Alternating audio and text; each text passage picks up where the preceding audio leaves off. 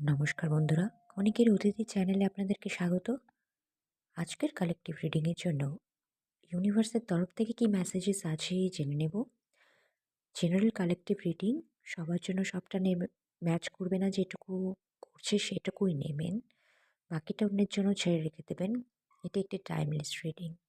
আপনি যখনই দেখবেন তখনই এই রিডিংটি আপনার জন্য অ্যাপ্লিকেবল হয়ে যাবে। ঠিক আছে, তো আসুন দেখে নেওয়া যাক। Okay, forest song.